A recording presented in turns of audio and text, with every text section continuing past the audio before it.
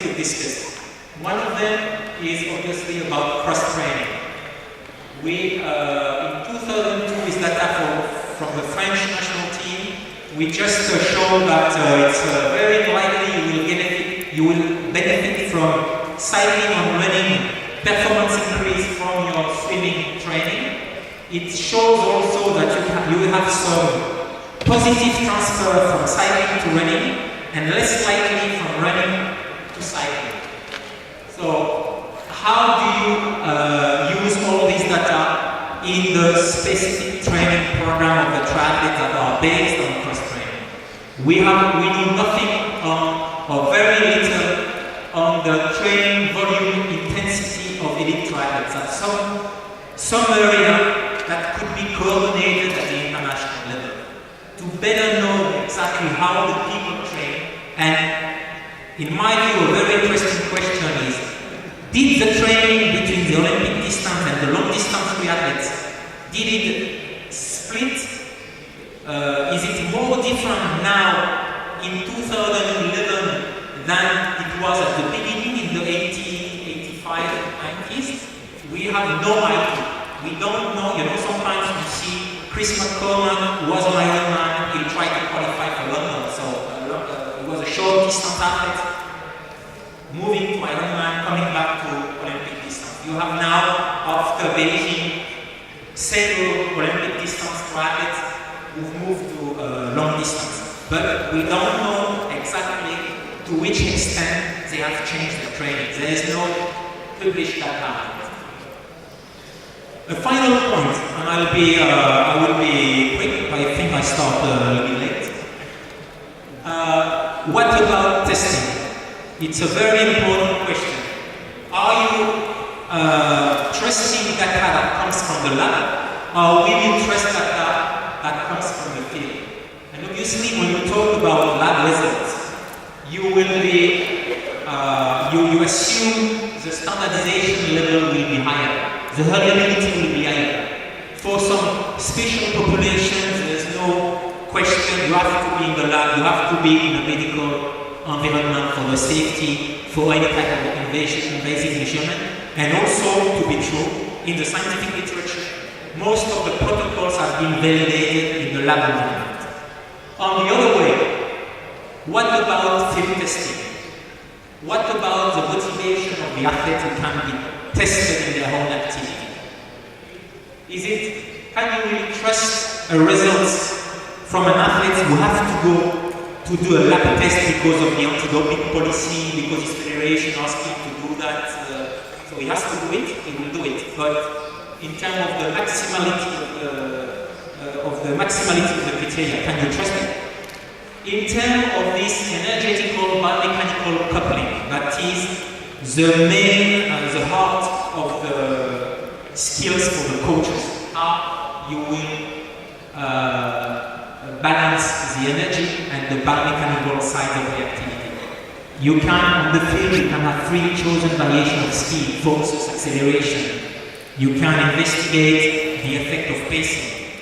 You can investigate different type of equipment, the effect of the ground, the effect of the shoes in a much better way than in the lab. So in other words, on the field, the exercise will be more specific and the test will be more specific that will induce, in my view, another type of information that are not, I don't say, throw to the bin all the lab results, but you have now lots of information that comes from the field.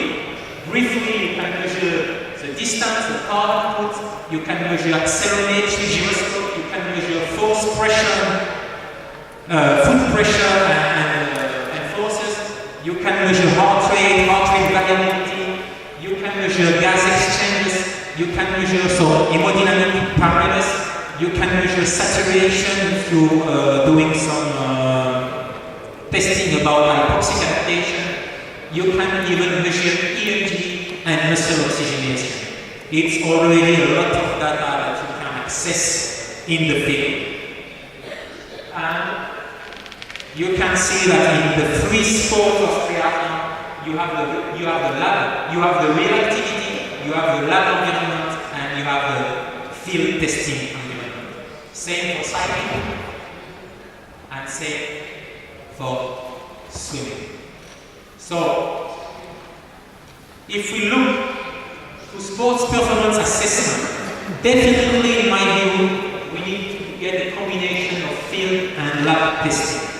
We need to have cardiovascular tests, and most, I would say at the present time, maybe 90% of the tests are to investigate the respiratory or cardiovascular response.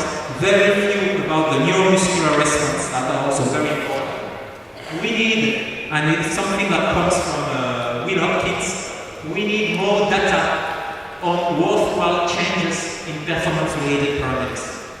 We need more in competition data. That's very important. We know that the physiological response in the lab are different than in the field. The physiological response when training are very different than physiological response when competing. And we need to develop more on-field specific tests. All these parameters can be under the influence of the International Federation in every sport. So it can be something that can be in some way promoted by the ITU.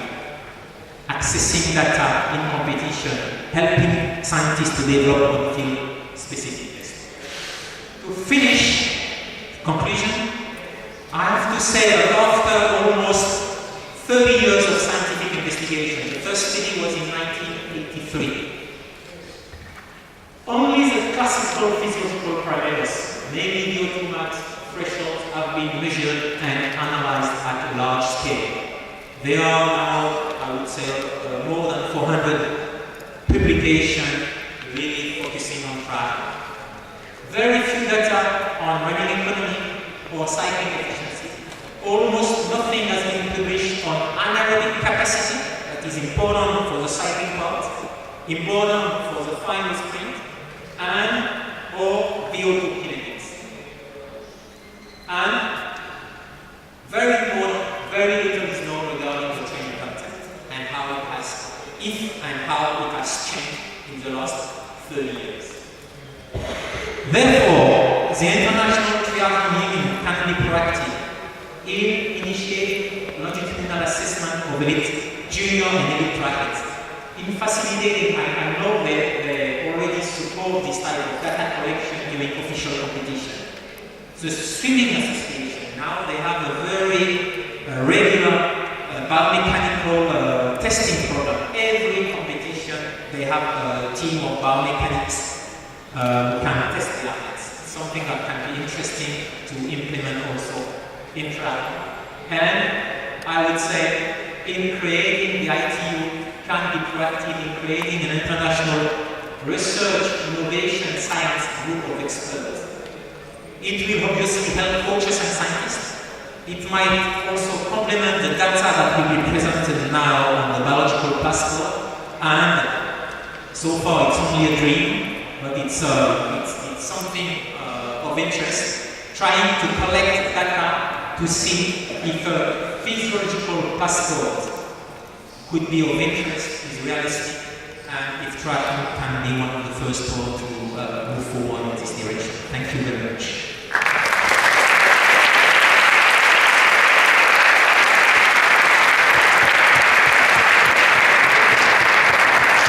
And a few books for the ones who speak French. Sorry, not in English.